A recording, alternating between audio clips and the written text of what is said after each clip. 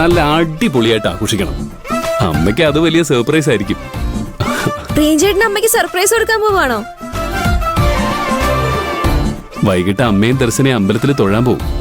തിരിച്ചു വരുമ്പോ അമ്മയും കൂട്ടി ഞാൻ ഗസ്റ്റ് ഹൗസിലെത്താം. അവിടെ വെച്ച ആഘോഷം. അപ്പോഴേ അമ്മ അറിയൂ. അമ്മ അന്തം വിടും. ഞങ്ങൾ വരണ്ടേ? പിന്നെ ലാലേട്ടൻ പണ്ടേതോ പരസ്യത്തിൽ പറഞ്ഞ പോലെ നിങ്ങളില്ലാതെ എനിക്കെന്താ ആഘോഷം. അധികാരം വിളിക്കുന്നൊന്നുമില്ല. നിന്നെയും ജയന്തിയും സൗസവിനെയും പിന്നെ പിന്നെ പിന്നതേ അയാളെയും.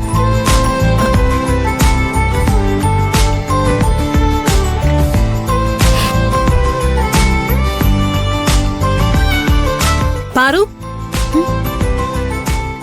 ഇങ്ങ് വന്നേ.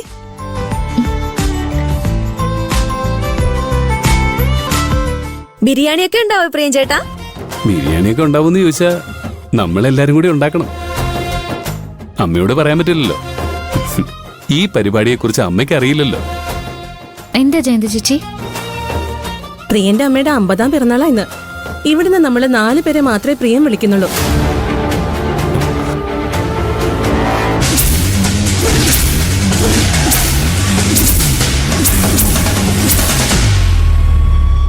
ഞാനില്ല ജയന്തി ചേച്ചി. നിങ്ങൾ 4 പേരും വരണം. അധികം ലേറ്റ് ആവുമൊന്നുമില്ല. കേക്കും കട്ടിയത് ഫുഡും കഴിച്ചിട്ട് പിരിയാ.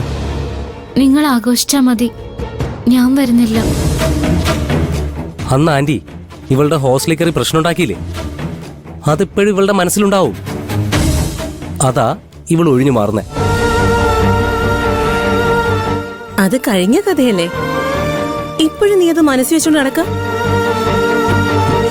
നമ്മൾ 5 പേര് ഒരു ടീമായതുകൊണ്ടാ പ്രിയൻ നമ്മളെ മാത്രം ക്ഷണിക്കുന്നത്. നീ വന്നില്ലെങ്കിൽ നാളെ മുതൽ നിന്നെ ഞങ്ങളെ കൂട്ടത്തിൽ കൂട്ടില്ലെന്നാ ജയന്തി ചേച്ചി പറയാൻ വന്നത്.